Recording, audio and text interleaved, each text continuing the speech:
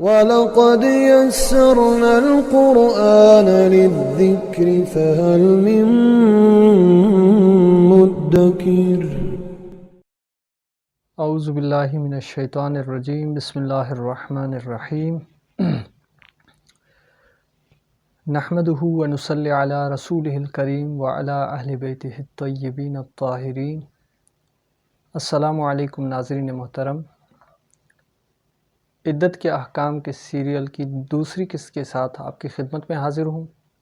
پہلی قسط میں ہم نے عدت طلاق، خود عدت طلاق کے متعلق جو ہے ہم نے وضاحت سے بیان کیا کہ عدت طلاق کیا ہے، اس کی کتنی اقسام ہیں، اس کی مدت کتنی ہے، اور یہ کہ عدت میں عورت پر کون سی چیزیں کرنا حرام ہے، اور اس میں ہم نے عدت وفات کی مدت بھی بتائی۔ البتہ یہاں پر وضاحت کے ساتھ دوبارہ اس کو آپ کے لیے ذکر کریں گے۔ 3 سوالات کے ساتھ اس بحث کو جو ہے ہم وضاحت کے ساتھ بیان کریں گے۔ پہلا سوال ہے کہ عدت وفات کیا ہے، اور دوسرا جو سوال ہے وہ ہے کہ عدت وفات کی مدت کتنی ہے، اور تیسرا سوال ہے کہ عدت وفات میں عورت پر کون سی چیز حرام ہے، کیا اس پر حرام ہے۔ ان سوالوں کے جواب دینے سے پہلے آپ کی خدمت میں عرض کروں کہ عدت طلاق میں اگر حاملہ عورت جو ہے، البتہ یہ پچھلے کلپ کے ساتھ جو ہے لیکن وہاں پہ بیان کرنے سے رہ گئی کہ اگر عورت حاملہ ہو تو اس کی عدت کیسے جو ہے کاؤنٹ کی جائے گی۔ تو اس کی عدت کے لیے یہ ہے کہ عورت جو حاملہ ہو، اس کو طلاق ہو، تو اس کی عدت جو ہے ڈیلیوری تک ہے، یعنی وضع حمل تک جو ہے اس کی عدت ہے۔ لہٰذا اگر وضع حمل جو ہے اس کو طلاق کے بعد 10ویں دن، دوسرے دن، تیسرے دن وضع حمل ہو جاتا ہے، اس کی عدت جو ہے فائنل ہو جاتی ہے۔ لیکن جو عورت حاملہ نہیں ہے طلاق میں، اس کے لیے ہے کہ 3 حیض سے پاک ہو جائے۔ اگر حیض اس کو کسی بھی علت کی وجہ سے نہیں آتا تو 3 اسلامی مہینے جو ہے کاؤنٹ کر کے وہ اپنی عدت کو جو ہے شمار کرے۔ اب چلتے ہیں اپنی بحث پہ۔ عدت وفات کیا ہے؟ عدت وفات یہ ہے کہ اگر کسی عورت کا شوہر فوت ہو جائے، چاہے وہ شوہر نکاح کے بعد اس کے ساتھ اس کا جنسی رابطہ ہوا ہو یا نہ ہوا ہو، چاہے نکاح متع ہو یا نکاح دائم ہو، عورت پر عدت کرنا لازم ہے۔ اور یہ عدت کی جو مدت وفات کی ہے وہ ہے 4 مہینے اور 10 دن، 4 مہینے اسلامی اور 10 دن۔ تو 4 مہینے اور 10 دن جو ہے عورت عدت کرے گی، اور اس عدت کے دوران عورت پر چند چیزیں حرام ہو جاتی ہیں۔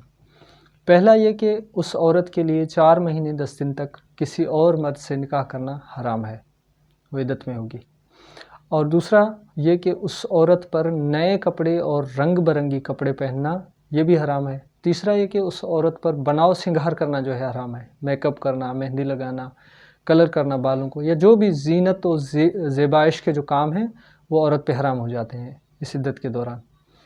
اچھا، ایسی عورت جس کو شوہر نے طلاق دی ہو اور وہ طلاق کی عدت میں ہو، اس طرف سے اس کا شوہر فوت ہو جائے، تو اس کے لیے بھی عدت وفات رکھنا لازم ہے، کیونکہ جب تک عورت جو ہے طلاق کی عدت میں ہے وہ اس مرد کی زوجیت سے خارج نہیں ہوتی، وہ عدت کے دوران اس کی زوجہ ہی ہے۔ لیکن یہ ہے کہ اب طلاق کا جو ہے زمانہ شروع ہو چکا، جب تک عدت ہے یہ اس کی زوجیت میں نہیں، چاہے تو اس کو پلٹا سکتا ہے۔ البتہ اس کے احکام جو ہم نے طلاق کے احکام میں مفصل بیان کیے کہ کون سی عدت میں رجوع کیا جا سکتا ہے، کون سی عدت میں رجوع نہیں کیا جا سکتا۔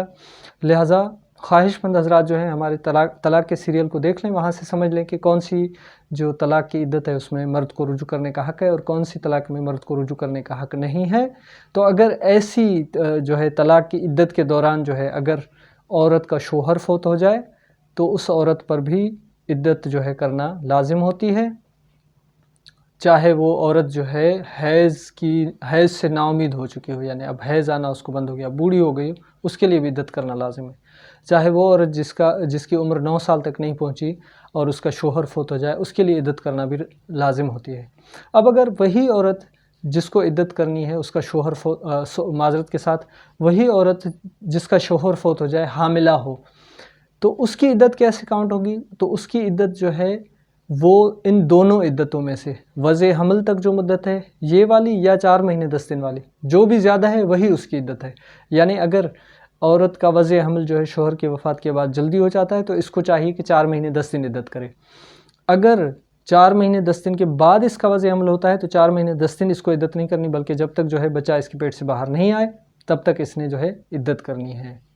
لہٰذا یہ تھے ہمارے جو ہے عدت کے احکام۔ باقی ہے کہ اب عدت میں کہا جاتا ہے کہ بھئی عورت کا باہر نکلنا جو ہے منع ہے، وہ گھر میں کمرے میں ایک بند ہو جائے، اور یہ چیزیں سب چیزیں جو ہیں یہ ہماری فقہ کا اس سے کوئی تعلق نہیں ہے، پتہ نہیں لوگوں نے کیسے بنائی ہیں، یا ہو سکتا ہے کسی اور مذہب میں اس طرح کی چیزیں رائج ہوں اور وہ ہمارے اوپر بھی اثر انداز ہوئی ہوں۔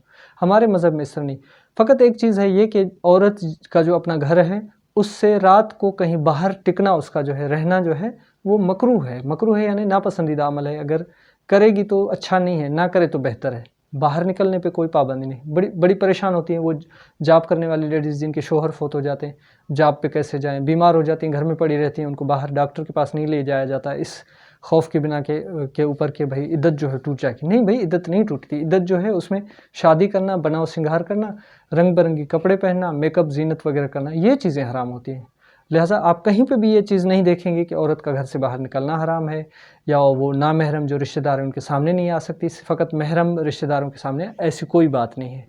لہٰذا احکام کی درست معلومات جب تک حاصل نہیں ہوتی، انسان خرافات اور سنی سنائی باتوں کی بھینٹ چڑھا ہوتا ہے۔ لہٰذا احکام سے صحیح آشنائی حاصل کر کے آپ جو ہے اپنے لیے زندگی کو آسان بنا سکتے ہیں۔ والسلام علیکم ورحمۃ اللہ وبرکاتہ۔